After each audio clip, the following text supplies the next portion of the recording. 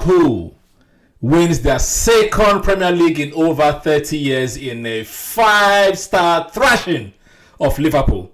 Meanwhile, Manchester United were lucky to come back in the additional time, 96th minute against good old Bournemouth. Meanwhile, Arsenal as well drew to Crystal Palace at the Emirates. But the league is done. So, we are going to focus on Europe, universities. Welcome back to ROP, Run of Play Podcast, where we'll discuss all things football, in particular the EPL, but from the perspective of our clubs, Arsenal and Manchester United. We've got everyone in the building today. No one is hiding, no one is ducking, because, it's an even playing field. Please welcome back Mr. Judy, rocking his jersey today, shamelessly. How's he going? It's going okay. I don't know, you forgot that it was 10 man down too. Let me help you. We also got my guy Johnny Boy, the Real Madrid fan, come Barcelona fan, come Arsenal fan. How are you doing today, sir? I'm doing wonderfully well. Finally, at least the league is done, so we can focus on better things now this week. Hopefully, fingers crossed. And we also got our moderator, the Arteta hater, Arsenal agenda merchant, Mr. Sheon T. How are you feeling today, sir? Today's been a good day now. Obviously, United were terrible against Bournemouth, and our season could end in a disaster this week. So, I'm not feeling too great today, but we'll see. Which one your season could end? Anyways, we'll get into all of that. But I think we should start from somewhere, because we discuss all things football, and one of the trending things in the news this week is Eni Aluko, former player, I think sister to the other guy, Sonny Aluko, in Hull City or wherever it was. I think. Well, she's an England international. I can say that she's an England international. She also a pundit on TVs and talk sport in the UK. And she was doing an interview, and they asked her about Ian Wright's contribution to women's sport. And basically, they asked her about whether men should be allowed, or if there should be more room for female in the female sport, and this is what she said. I've worked with Ian a long time, and I think he's a brilliant broadcaster, but I think he's aware of just how much he's doing in the women's game. I think he should be aware of that. And the fact of the matter is, as I said, there is a limited amount of spaces. I can't dominate the men's game in the way that, you used Ian as an example. Ian is dominating the women's game. Do you think it's wrong that he is? I don't know about wrong, but I think we need to be conscious.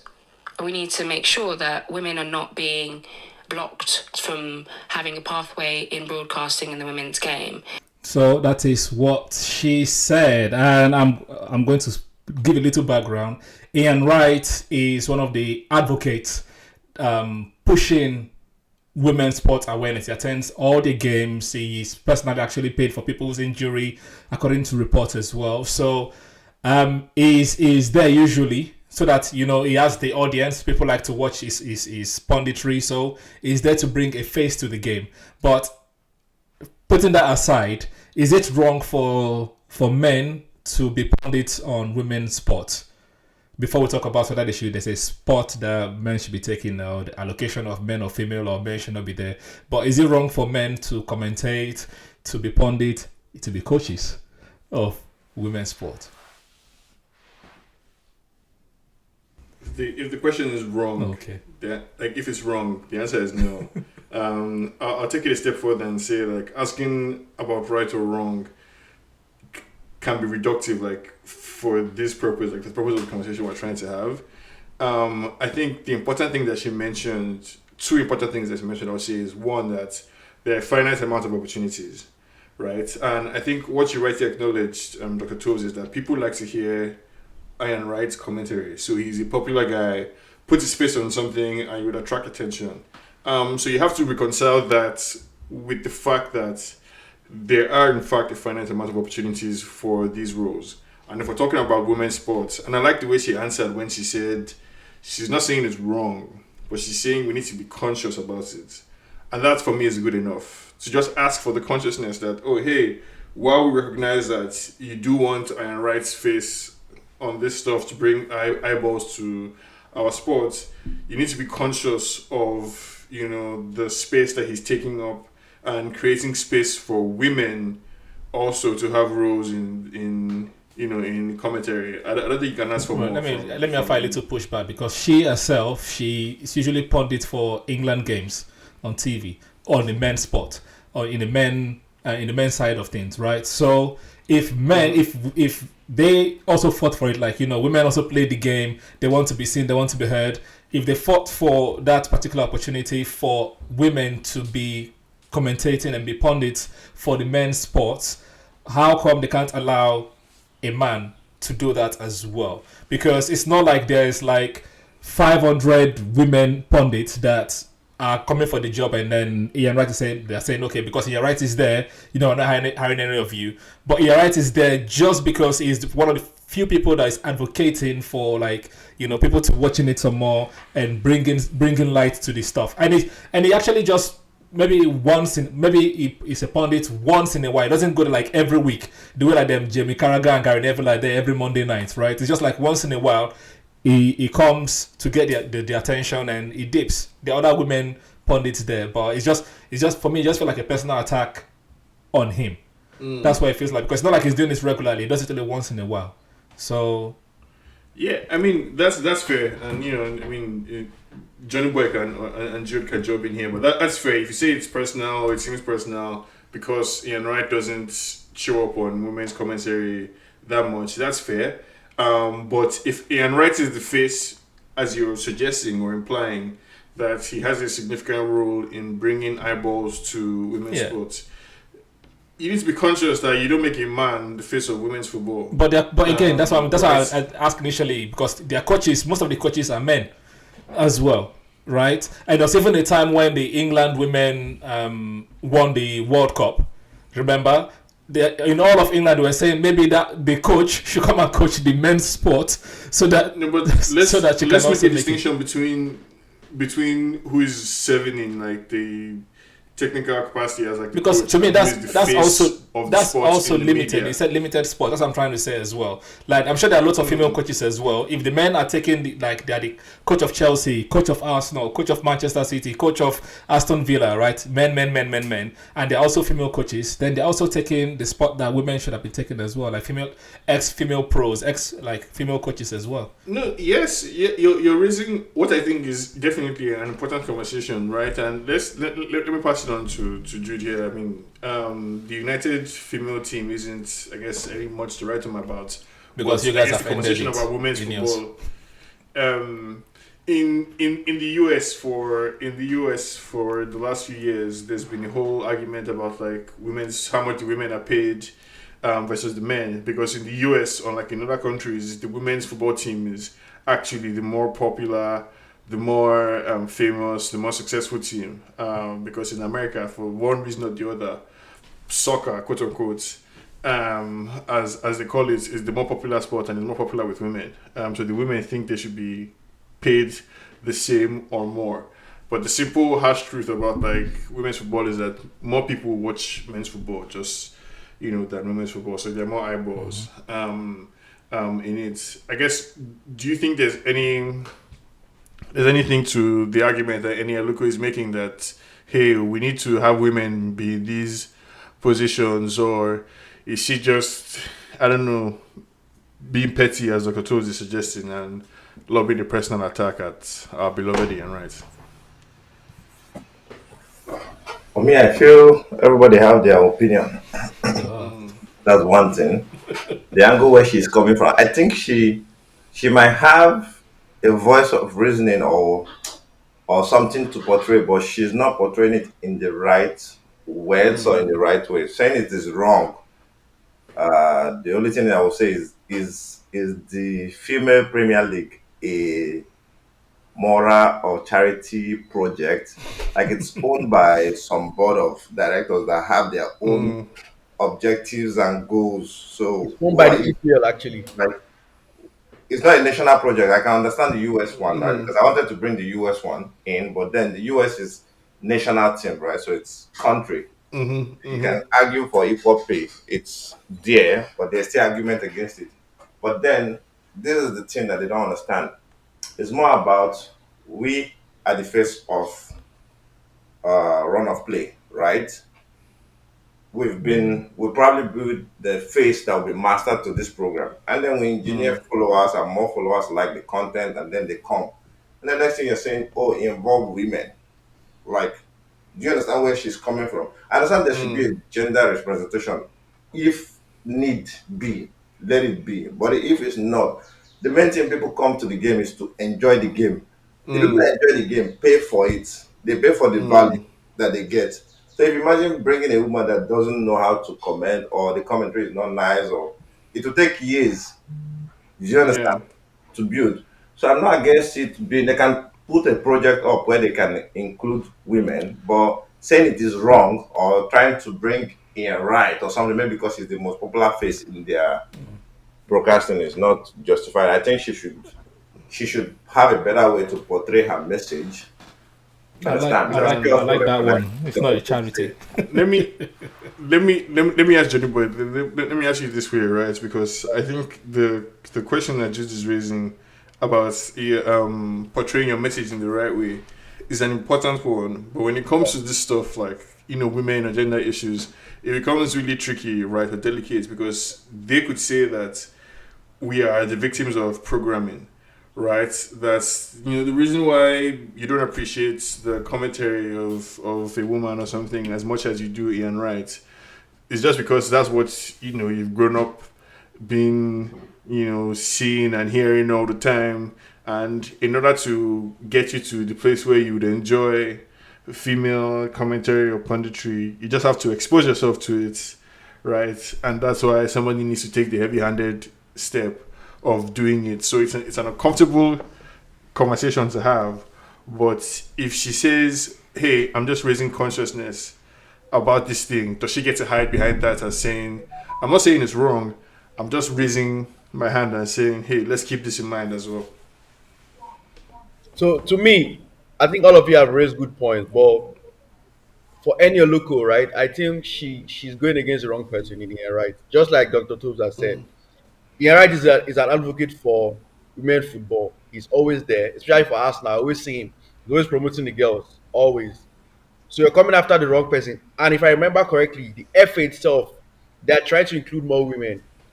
Even they're encouraging them to be referees, linesmen, get more involved in the game.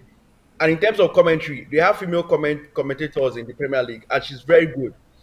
And in NBA, I don't know how many of you watch NBA, but there's a lady called Doris Burke. She's one of the top NBA commentators. She's very good. So to me, it has nothing to do with gender or anything. If you're good and you know how to commentate, the guys are going to like.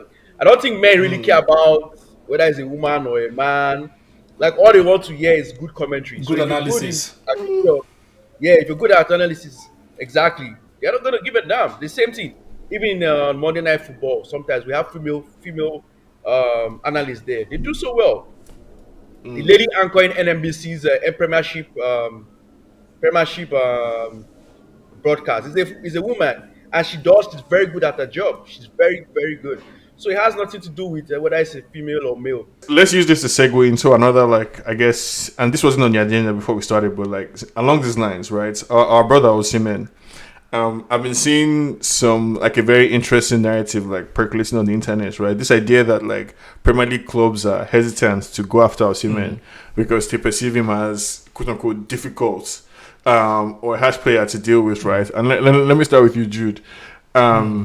Is that something that like do you think there's any credit or merit to the idea that Osimhen might be given the history with Napoli? Whether or not you think it's deserved, because you can if you're the baddest guy, maybe you can walk like his, right? If you can back it up, you can talk like it. Or do you think there's anything to this like racism, merit, the whole question, right? Like with Osimhen, any reactions to this narrative? For me, I actually didn't read this narrative of him being stubborn again. So what they're doing now is more of he doesn't want to budge on his wages. He wants to receive the same wage as what he's receiving in Napoli. And I think Napoli is firm on 75 million or something like that. which 12 million for net. what he has proven in the two leagues he has played so far is good. Is okay. Like is that kind of player that you have to pay for. If he were a person of a different color, I don't think will probably be. He won't even get to Turkish league. Mm. But then you now have to look at Lukaku. I don't know if Lukaku is a money laundering scheme or if it's because he has moved across. Coaches like him. Like I don't know if it's based on they liking his physical ability or working with him, right? Well, Like personality wise, probably an easier person to deal with. He's a mature guy, he's a senior guy. but I don't think Osimhen is a hard person because when you look at the different coaches that have worked with him, right? Like I've not seen him had a big issue with any like coach wise. Is more of club thing that I've seen. In Napoli was the club that made statement about Okay. the I'm other one. pretty sure he had issues with the Napoli coach now, right? At some I thought point. And Finidi it George. was a big issue. It was something that the media just picked Fini on. the judge. Was it not Finidi George that time? Philip Yeah, Spaghetti. George that is yeah, for me the judge was forget the Finidi. Nigerian coach. We have Oh, the right. rest Mateo is a different entity. You want to No, find but but the thing, Jude, is that like it's a small industry, right? Like yeah. it's Nigerian team, right? But it's a small industry, and The media, the power these of the things do media get to around. express force for those force things to create that Mm, initiative that Osimhen is a hard person to work with. Look at the foreign coaches that he has worked with. He's playing in this. There are many strikers in that team. When he mm. got in, he scored. I've never heard anyone there having an issue with the coach. Do you understand? No, So I mean, but like we just described situations because he did in fact have an issue with the Napoli coach and the club at some that's what I'm point. saying to you that Also with the yeah, Nigerian, it's almost also with the similar to Nigerian when coach Salah too. didn't check like maybe club's hand, and then it died down the next day because of the coach. If you have a coach like Finidi George whose ego is bigger than his management skills, then you know that you have a problem. No, but like once we start having this argument, right? Then it becomes a question of like, is it worth it to you, the club, right? So okay, What he is has it worth problem. to How you? big is the What is it problem? worth Whose to you? fault was Is it? it arrogance? Like, Zlatan is arrogant. Zlatan was arrogant. Zlatan scored goals. So it was what is worth it to you is what Mourinho does is he the old coaches will use that arrogance to ginger you to go and perform. Do you understand? But the new coaches are more like, oh, Rashford is down today. You use if it become arrogant, it's down. no. So I mean, let me bring Johnny Boy in here, right? So because Johnny Boy, for every Zlatan, there's a Balotelli, Yeah. right? Who was arrogant, and eventually the story of your career is wow, what a wasted talent, right? And we don't expect that to be the case for Osimhen. But if you look around the markets, the teams that are looking for strikers right now, Arsenal could use a striker, right? Chelsea's probably looking for a striker. United is looking for a striker. There are a handful of teams basically, and there are a handful of strikers on the market. So choices are going to need to be made, and it matters what your perception is basically in the markets because you're going up against Gyökeres, this other person, that other person. The lap is also on the market, and Bremo strikers that are available.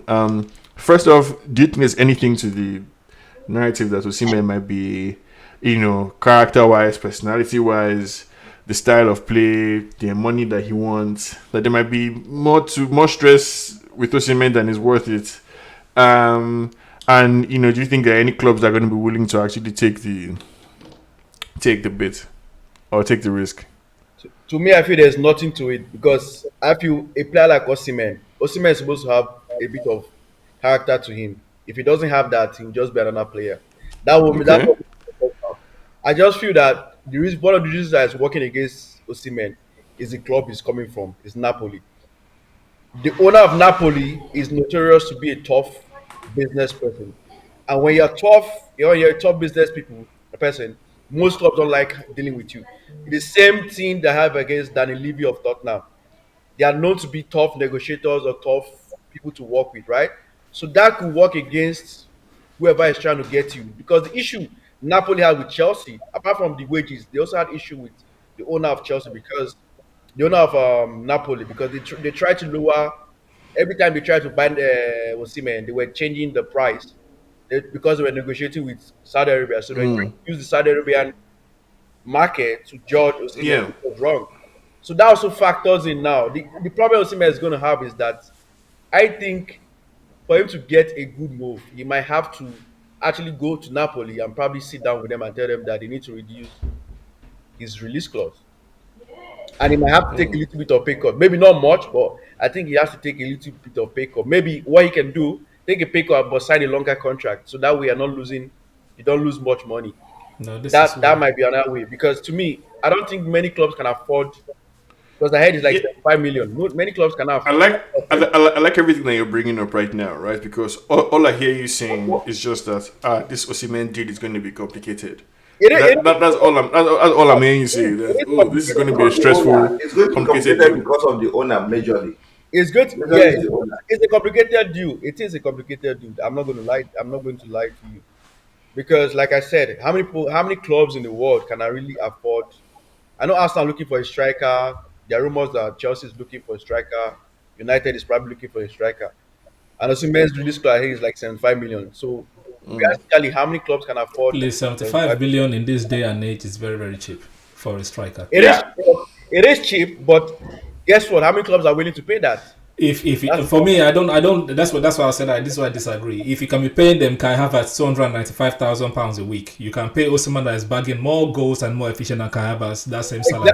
I totally No, you can't. No, I say you no, can. You can't because You can pay them. You can't.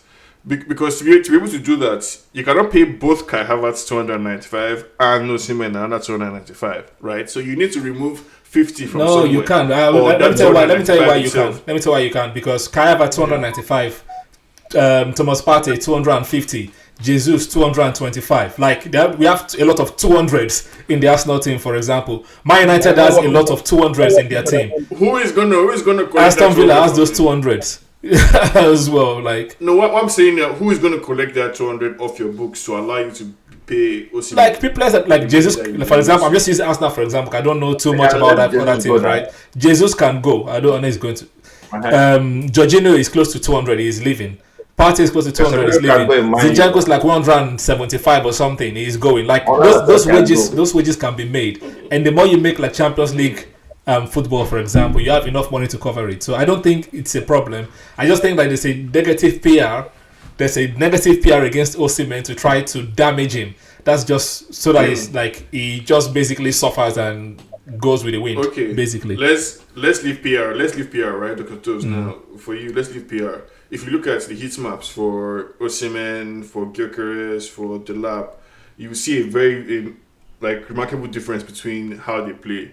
Gyökeres, all these guys, their heat map is more like in the attacking number 10 area on the left side. Osimhen's heat map concentrated inside the box.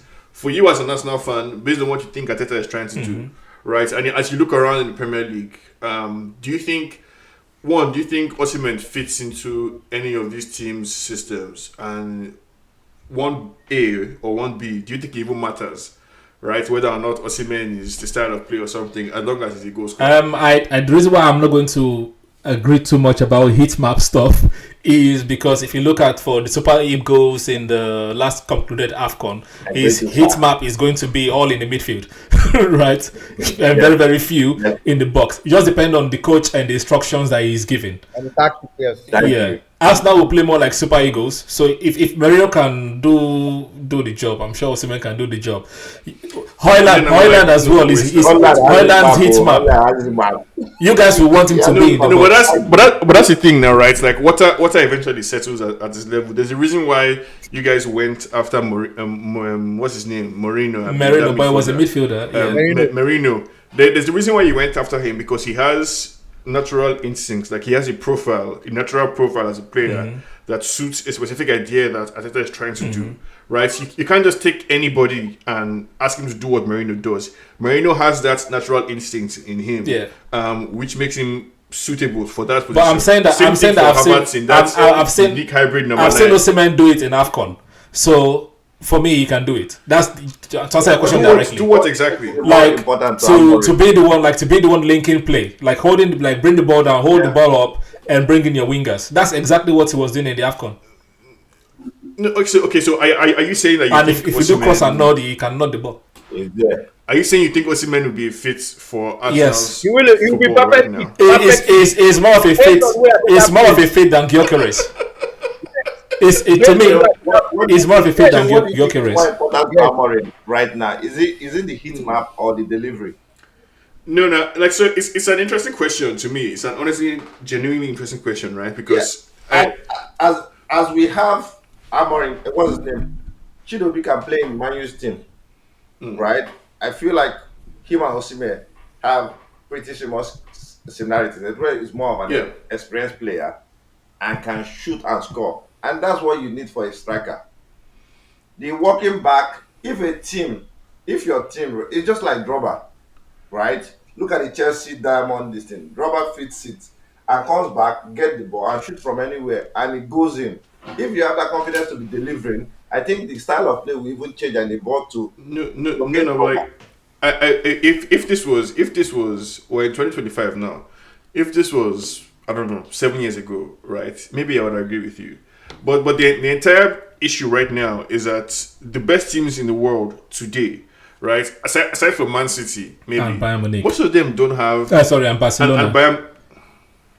Okay, but Barcelona has Lewandowski, who is on his last leg. Harry Kane also is on his last leg, and Harry Kane, this is his second season in Bayern.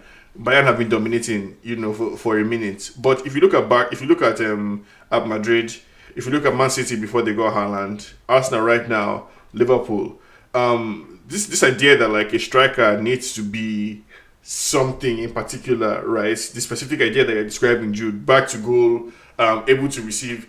The Osimhen question, I think, is a legitimate question. Is that the kind of striker? So somebody like Chris Wood, for example, right? Chris Wood, to me, works specifically for Nottingham Forest and the way that they play, right? Very direct. They need somebody to be in the box at the end of crosses, which come at the end of a very fast counter-attack. Chris Wood is your guy, right? That doesn't mean that he would work in Arsenal, but again, or that he would work in, like most managers adapt their style to the players that they have. So if you have Osimhen in your team, you have to adapt to his style. The thing is, I think if you have Mateta, you have to adapt to Mateta. Things like that. He also does the same thing that you're looking at. It's just that we mostly see the highlight of his goals. We don't see the highlight of the build-up or the whole game. He does the same thing. Osimhen has a good build-up play. People sleep on that. He has a good build-up play. Exactly. Like so. Go ahead, Johnny boy. Sorry. Control the ball, pass the ball, bring in the next play. Like he does everything a modern striker supposed to do. That's what he does, and he still scores on top of that. Yeah. If you press from the front, which is what all those managers want, he does that for you. You want him to score, he scores. And it's an engine. He passes. So what else does Osimhen do that you don't like? Like I don't get. So hence why Pia. No. I like Osimhen, right? All I'm saying is that like I think it's more of a legitimate question that you guys are giving credit to. This idea of player profile, player instincts, like what the player is naturally inclined to do, whether or not that works with the system that you're trying to play. I think some players, not as in without any commentary on their skills or their abilities, some players work better in some systems than others. I don't think it's true. They can just take anybody and put them anywhere, and you just adjust, and it has to work. I think there needs to be some profiling involved. I agree, but just because you compare, you said Gyökeres and Osimhen. For me, the only thing that Gyökeres has right now that Osimhen is goals. But I'm not saying, I'm not saying Gyökeres is a better player. I'm saying Gyökeres is a different player, right? And if you're a manager, you have to ask yourself not just who's going to score goals for you, but who is going to play in a way that suits your strength. Because Jurgen Klopp came to the Premier League and everybody was like, you need a striker. But he said, no, I want a defensive number 9.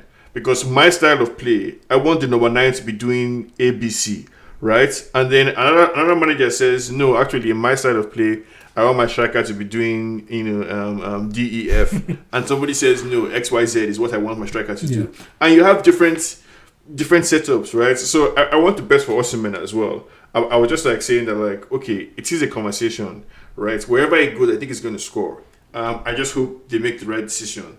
And it's a well thought out decision, basically, between the managers. And Osimhen don't reduce the money for anybody. Don't reduce your money for anybody. Collect your money. Collect your worth. Well, Thank you very much. And also, I feel I mean, Osimhen is that big of a player that a coach can change tactics for him.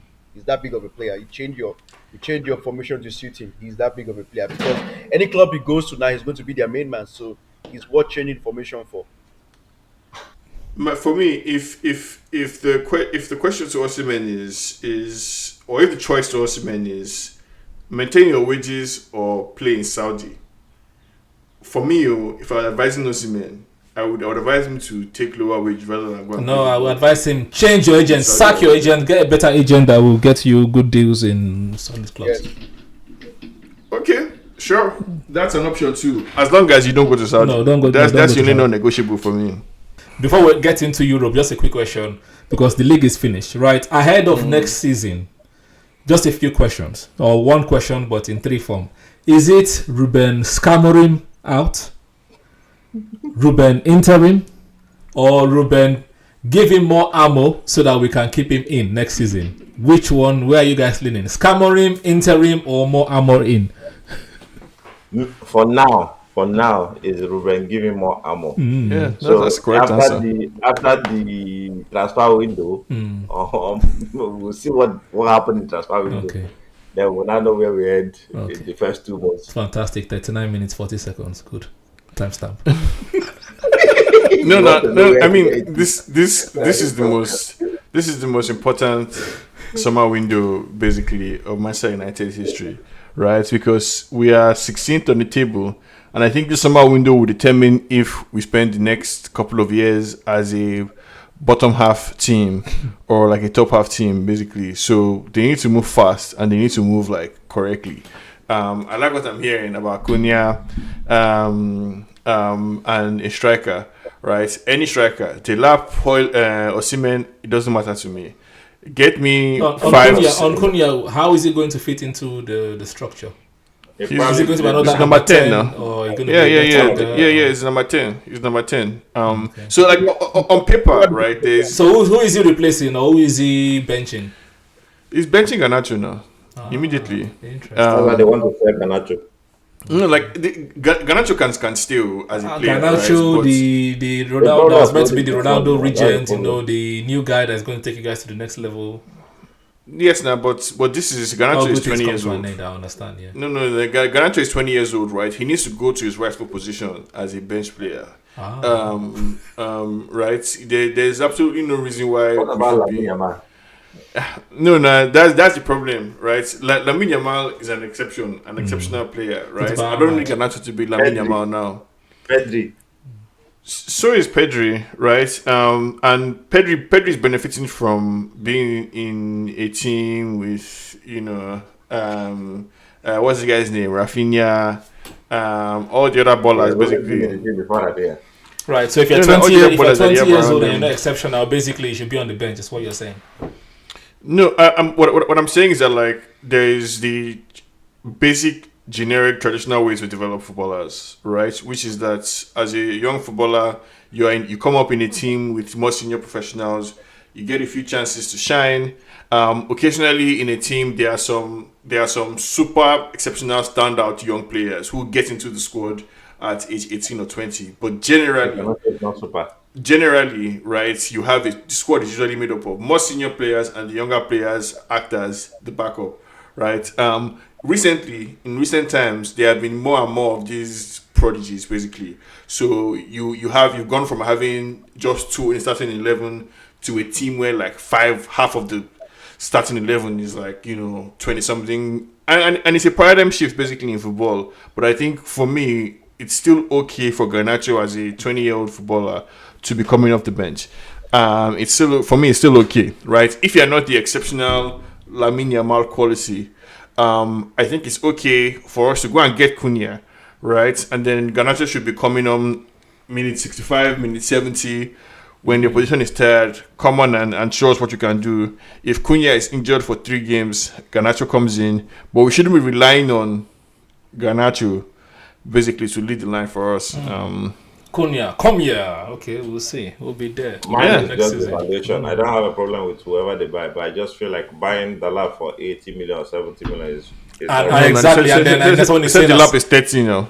And then someone is telling me that I don't know Osimhen them. is not worth I know 75 million. Cunha now, the way they're hyping him, will probably be looking at 80 or 90 million. No, again. Cunha is release clause 62.5. They say it's Cunha's this thing. Final day. For I don't want any English club to trade with Man U. the question with Cunha is how much do we want to pay upfront, right? They said that if they will allow us to pay installments, or if we want to pay like immediately. I'm broke. We're paying No, now we're desperate. So like we need a bunch of signings, right? And I think the segue I was going to address was for you guys as well, the Arsenal fans, right? Johnny Boy. Wait, aside from this season, what other season has Cunha has that is exceptional? Aside from this season. No, You have to think I don't about think it was- his profile. You have to look at the profile and the system. You know, the profile, the system, Was it and the player.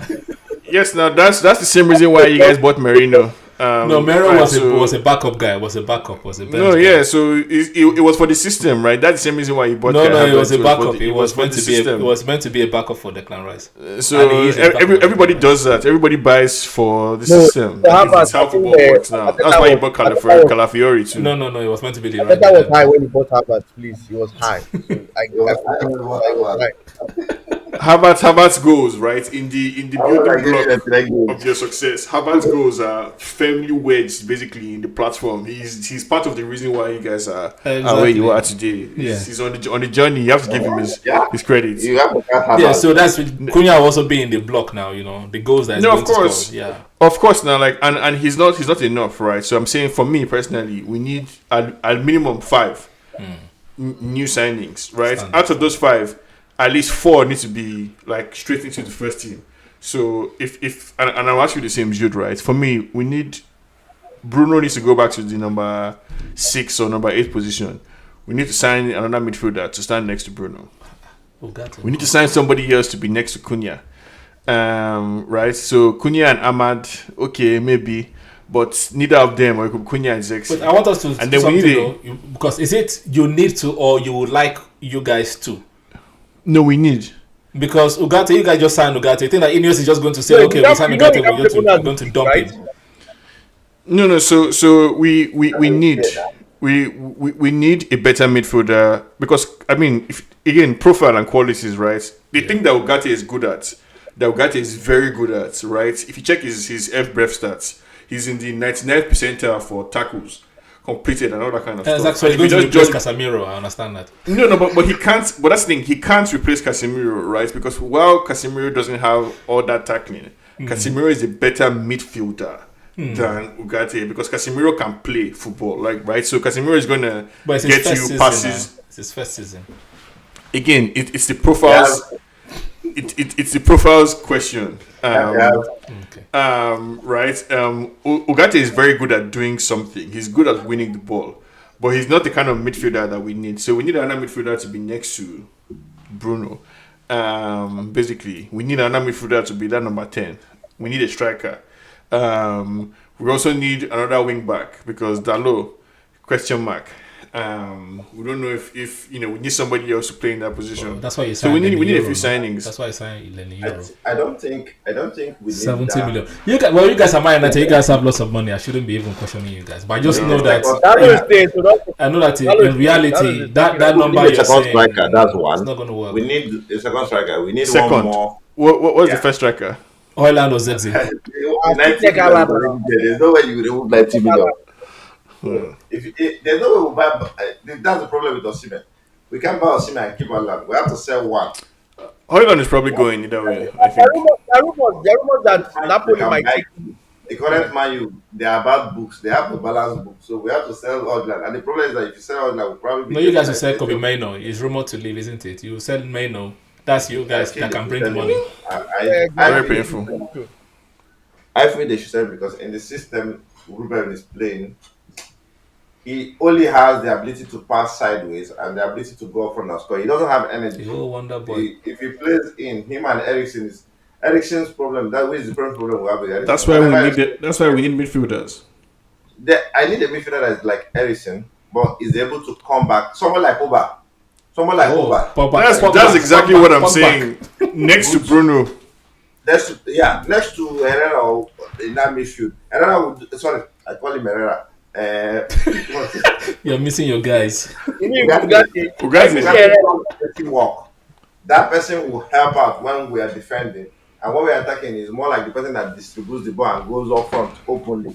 Because the problem, if you watch the games Ericsson play, if it's not 80% of those games, we lose all of them. Except for the Premier League, not He doesn't have legs. Like, Wait, so are you saying Bruno should play in the number 10? No, Bruno can go to number 10 or 8, like up front. Bruno can go there, but the thing is that Bruno is not used to there. He's more useful when he plays deep. He's able to see. Yeah, but you cannot play Bruno as your 6, though. You know that. We have to. We have to play Bruno in the number 6 position. It has to be Bruno and somebody else. We should have somebody, and it's going to be tough because now if you buy the Cunha and put Bruno is too error prone to play. But they play a flat 4-3, a flat 3-4-3. So it's not really a 6, a deep line playmaker. 90% of the time, not errors. My only fear is our left side. Our left side needs to just improve. That's the main problem. See, our problem is plenty. There's energy on Dogu. But he needs, like, the fullback, those wing backs need to know that they can have shot on target and let the striker just tap in. That's supposed to be his system now. His system is supposed to involve wing backs that push up. They don't improve. That's my problem. They don't improve. Look at Garnacho this season. I expected more from him based off of last season. But this season he didn't, like, he just improves to fit the system. He's not improved as a player to me. The issue with Garnacho is part of why I think this Bruno has to play number 6, right? Because this Amorim's number 10 position requires you to be good with your back to the goal, number 1. It also requires you to be good in the channel, down the channel. So you're going to find yourself in the number 10 position. You're going to find yourself one-on-one with your position fullback many times. And I don't want Bruno in that position. I don't want Bruno on the left flank or on the right flank going up against the opposition wing back. That needs to be somebody like Cunha or Garnacho, right? And that's why Garnacho is playing. That's why this guy Amorim was having issues with Rashford, because he wanted more power, more directness, basically in that position. So it needs to be somebody like Cunha. It needs to be somebody like Ahmad. It's also why Kobe Mino doesn't work in that position, right? Kobe Mino is good at the back to goal stuff, but he still plays him there. So I mean, Amorim, I think the question is the jury is still out, right? But Ghana cannot take us anywhere. Is my own logic. I think we'll replace him soon. But in 2 years' time, I need him out of that post. Even if it's my grandfather, they should. Banana saved him today. And this week is very important, right? So Johnny Boy, I guess there's no money. Johnny Boy, you guys are coming up against PSG, probably the second most. No, can we start from the lower competition, please? Can we start from like Europa to? Don't just go to Champions League. You have to start from we just did like I felt like we just did like 20 minutes of Man Utd. Let's stop Europa League. Let's start with the small boys before we come to the big boys. You have to beat lower level bosses before you come to the big level bosses. Tuesday before Thursday. Tuesday before Thursday.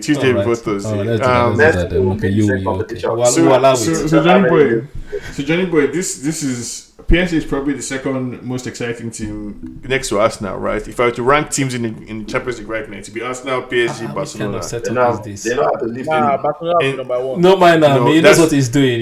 You see, Arsenal agenda. I don't have any agenda. You just this is me giving credit. This is me giving credit to what I think is Barcelona. Is Barcelona, PSG, Arsenal. Whether you guys like it or not, right? The whole world watched Arsenal demolish Madrid home and away, right? It was a comprehensive victory, right? And I think it served the purpose that you guys intended it to serve, which is as a message, because it was meant to show the world that forget this thing, we are here. So home and away. But Barcelona also schooled them a lot of times this season in their league as well. They met 3 times and Barcelona schooled them 3 times. Yeah. No, Arsenal is a different. No, I think the difference is that Barcelona, to my mind, is a lot more Lamine Yamal. This thing, right? Arsenal as a team presents like when the best players in Arsenal are at the core of the Arsenal team in the midfield, in defense. There's just a solid base basically there. You have Saka, you have goal scorers like Trossard and stuff. How are you feeling ahead of PSG game, right? I'm sure like Luis Enrique probably causes you some trouble. This PSG team has managed to get rid of most of the superstars, so it's largely a team of hardworking, talented beasts. Do you think this is probably going to be a tougher game as well than Madrid? Possibly. So how are you feeling, ahead of this PSG game? Is this the last bus stop for you guys before you come back to London? Do you see yourself going all the way? What's the vibe? I feel very confident, to be very honest with you.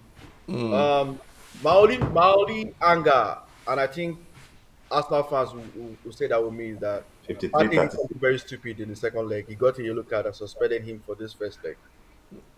If we had Partey in my team, I would have been 120% confident. But without So Partey, now, my confidence is like 85. wow. You have Merino now. 85% I confidence. don't know. I don't know which is more concerning: the fact that is a 40% drop in confidence, or the fact that your confidence still remains in a very high level of 100. Yeah, because Partey is midfield general. Everything Arsenal does, especially in the middle, revolves around Partey. And that's why we're so mad with Arteta. Why are you taking away your best midfielder to play as right back? That's stupid. You're weakening But your he still midfield. bossed right back as well. You can argue that. So Yeah, he does, but you're taking You away. can't deny Partey in that midfield. no, nobody's saying. I'm just saying that this season Partey is the guy. This season, right back, Maybe- midfield, he's maybe the because guy. it's his contract. You know when players are in Not their being alive. they ball they usually ball so crazily. So it could be part of the reason why. But I'm very confident, and a good thing that happened this past weekend, PSG were schooled and they played their first 11, and everybody was there against Nice, and they lost 3-1 at home. So if I'm asked now, I look at that, I'll study what Nice did. I don't think Nice gave them too much space. They attacked them. Nice didn't go there scared of any Karashika or whatever his name is, or any Due. But again, that's not important. They went they went head on, faced the challenge, and they were victorious 3-1. So I think that's what Ateta is going to try at home. I think my boys are going to take That's it what to. you play already now. You don't I'm have not, space. if anything that makes Arsenal takes a 2-goal lead to Paris, I mean, you can as well book the final ticket to Germany, because I know Tools. that.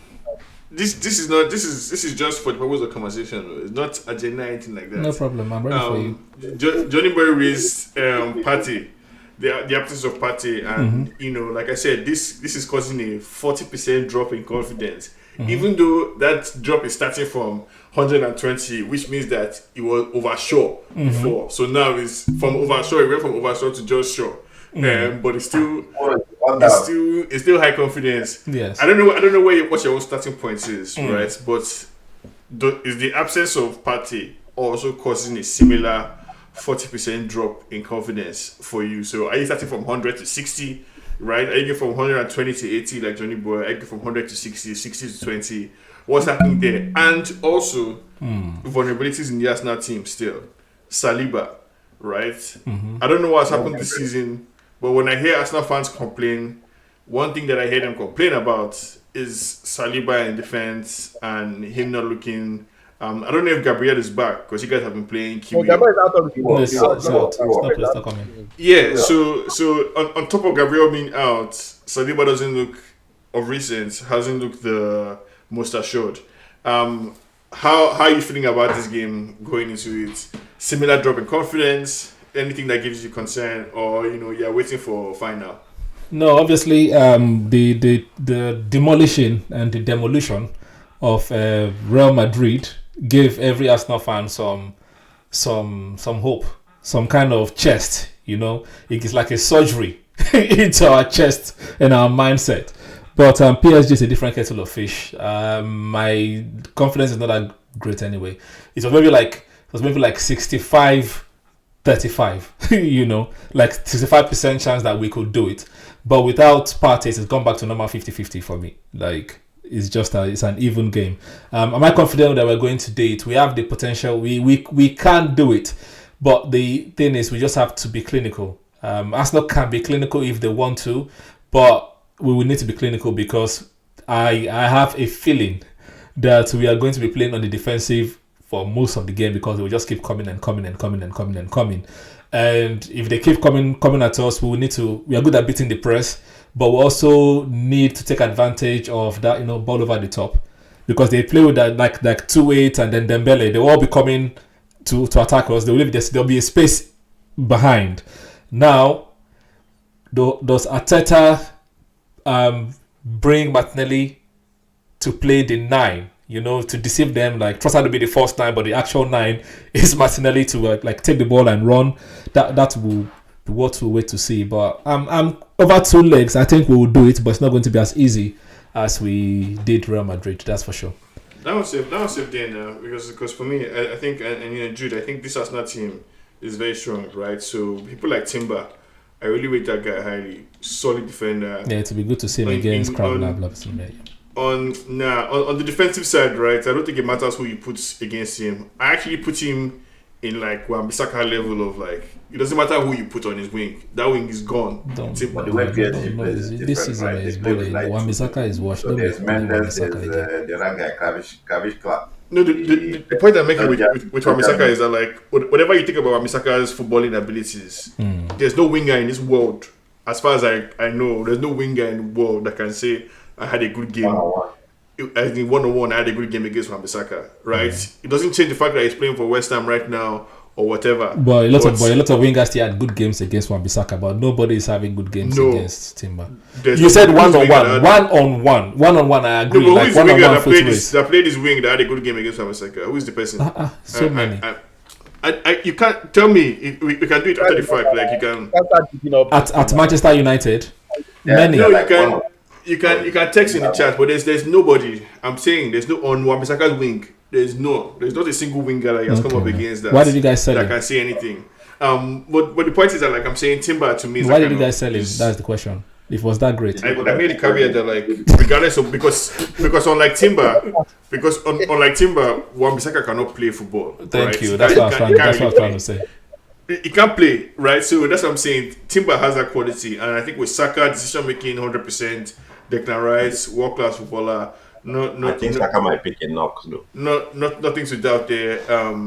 I mean, how do you rate Arsenal's chances in this? Madrid without the 100% Saka now, so that's not going to be a problem. How do you rate Arsenal's chances in this game? Right? They've gone from over the course of 2 weeks. They've gone from not really sure to super confident. Right? Before Madrid, Arsenal fans, they're happy to be here. They don't really know. No, I had confidence against Madrid. You don't say that. But now these Arsenal fans, like, it's all but sure for them. So how do you see this PSG game basically this week? Good week, bad week for Arsenal. It's a tough one to decide, Sha. It's a very, very tough one because the problem is they met PSG in the group stage, and I think was it 1-0? 2-0. So now the PSG that they meeting someone twice in this thing. If you slack, most times you get out. If you slack, you get out. So if Arsenal comes in to win the game, it's going to be tough. It's not going to be easy, but they just have to take, like Dr. Tu said, they have to take those chances where the problem is he's saying Martinelli. Martinelli is fast, but there are fast guys like Mendes that can track back quickly. There are guys that can rush and cover up. Which affected what are they calling Liverpool? If you're checking heat map when they are pressing, Mendes is usually in the front. He's always in the front. Yeah, it's like Dallo for you guys. He's there. He's there in the attack. Akimi and all of them can come back gradually. And Donnarumma is not an easy keeper to beat. That's another problem. It's not that easy keeper for you to just come and score. He's a more better. He's like Madrid's keeper, but he's a more better big guy. Cover the post, cover every angle. So you have to also be smart. So having that chance is one thing. Being smart, which is where you say the converting the goal. Having that chance is one thing. Converting it to a goal is another problem that you might have. Saka, I can feel okay. If he has 2 chances, at least 1 will come out. But Martinelli, if he has 3, it might not be fair if he will score that 3. Yeah, we've done that. So Arsenal is good to enter. I was having confidence that they will enter, but the PSG is kind of giving me a tricky kind of. You understand? If they don't So, come with so, LSC, it's going to so be who a are you tough game. taking to the But final if then? Arsenal, I want Arsenal to enter the final, so Barcelona can do the home play, and then they'll come back I don't home. know, I That's don't know why about I want them to leave the that. final because it makes no sense for them to leave at semi-final. If they leave at No, semi-final, but they it's want good. to It do makes sense. Madrid. That's all we wanted. That's why I want them to leave the final. So that they It will makes have beat sense, them and send please. them back home. No, They'll be no, there. no. Final is 50-50. Yeah, it makes sense. No, final, And final. I trust Barcelona. Within 30 minutes, something would have happened. It's we've sure. done we've Like me and done. said it yesterday, whether what two goes down, one goes down, we still score our way. No, It's just Barca is a good team, right? And the good thing about this, the remaining football that we have this season, at least in Champions League, that all the teams can play. So we're in for an entertaining this thing. But we've done an hour, so maybe we can wrap up. Still with you, Jude. 5 minutes, 3 minutes on United versus Athletic Club on Thursday, right? This game today against Bournemouth was supposed to be, I don't know what it's supposed to be. It was supposed to be dry run, it was supposed to be preparation, it was supposed to be training.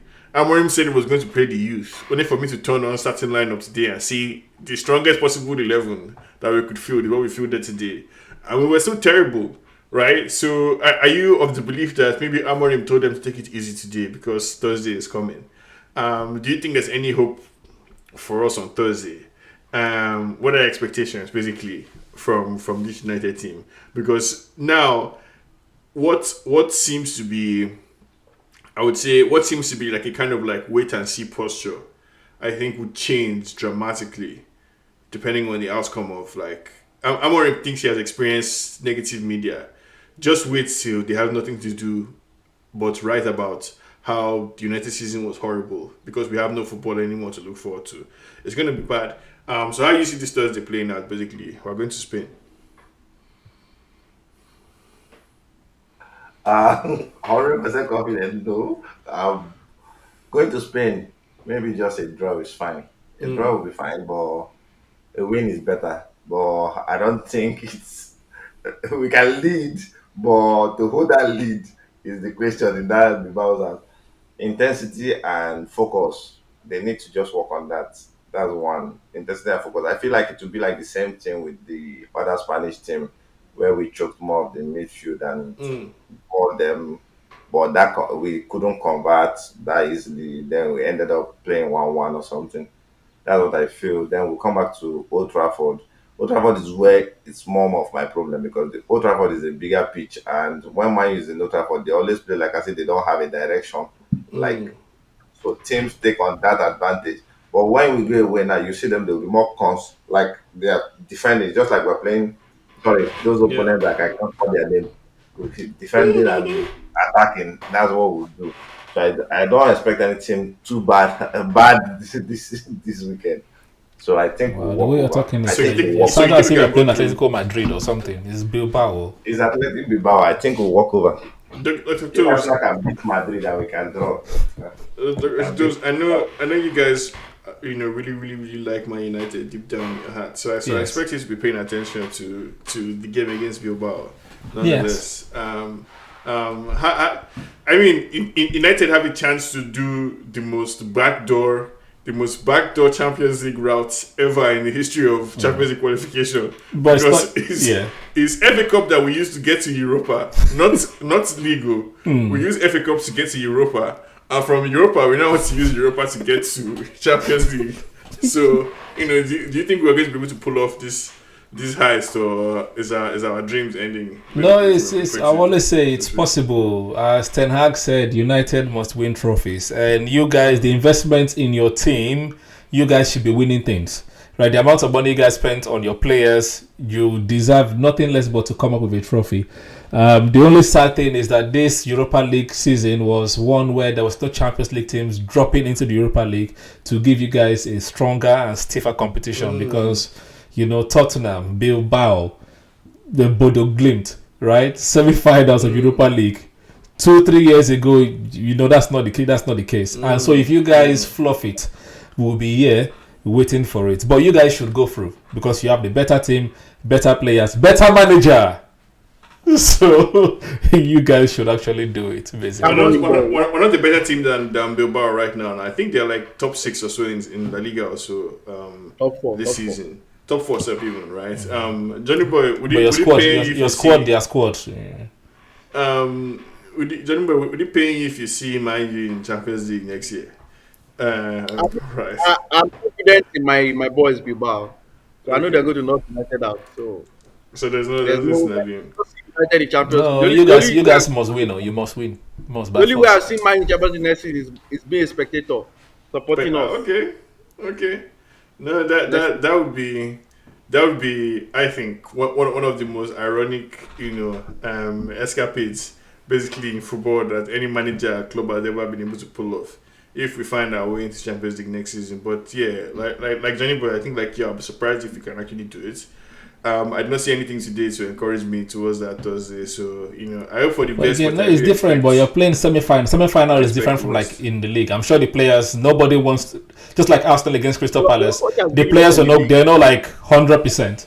I just know that Yeah, in I the mean- second half, when you guys were like down, then the players are like, okay, let's step up now. We can't go into the semi-finals with a loss, and they pressed on. So I'm sure they can turn up if they want to turn up against Bilbao. Since Mourinho left now, right? The semi-final has been our boogeyman position. We got there with Ole against the Spanish team with Jackpa. Got there under Ten Hag, Spanish team, Jackpa again. So and in both games we played well. We tried our best. We played well. We had good chances. It was also a similar situation where the league itself, we're not doing well. We're supposed to use Europa to rescue everything, but we just couldn't get over the hurdle for one reason or the other. So I don't. This team actually really needs to perform. And whenever we actually really need to perform, we have a tendency to let everybody down. So, No, I no. hope for the best, but I Amorim expect the worst. Amorim must new manager bounce his way into a trophy, just like No, Arne yeah, Slot. it's by fire by force now. Yes. On that note, with That's this, wrong. at least the one thing we can say is that by next episode, right? We'll know We what's should be happening. in a very very the season should be. Either interesting or truly over. No, okay. Anyways, man. Yeah, on that note now, it's been real. If you're real, guys, please press the like button, subscribe if you're new or yet to do so, and yes, up Arsenal, Let and us know your predictions. let us know. Who do you predict is going to go to the Champions League final? Who is going to go to the Europa League final? Oh, sorry. Before we go, I asked last week. I asked this question. And Johnny Boy, Tottenham. Let's say Man United make it to the final. Tottenham make it to the final. Who are you supporting? As an Arsenal fan, Tottenham or Manchester United? Nobody. Nobody. Take the trophy home. Don't give the trophy to anybody. Take the trophy home. Don't give the trophy to anybody. So if Arsenal were to win and I'll be a neutral fan. Man U to win, Anybody that wins it wins it. wouldn't you be happy that Man U won? Anybody that wins it wins it. No, Are if you guys like win, we must Tottenham win. winning? It depends on what happens with your own Champions League venture. Exactly. Because you don't want to come to Champions League next season trophyless and meet us there also with you. That would be I'm bad. meeting you there. You don't want to come. Yeah, No. I'm not looking forward to that scenario. Yeah. And when I surpass you, you'll be So in you problem. definitely want Spurs to win. You want. It doesn't matter. No, It doesn't Bilbao matter. win, Bodo Glimt win. That's the best scenario for me. Yeah, you want Spurs to win, or you want Bilbao Bodo Glimt, for the final. Exactly. No, I don't want Spurs to win. Spurs has never win anything in my lifetime. No, but I'm saying if it comes down to Spurs versus Man U, right? No, I can take United winning because it's not Oh, you. wow, okay. You guys win every season. It's not a problem. Like I can manage it. But Okay. Spurs, you see that Spurs, they're never winning. That was Never. saved you. No, that was saved you. But, All right. All right, man. Take it easy, guys. Please see you next episode. God bless. Thank you, guys.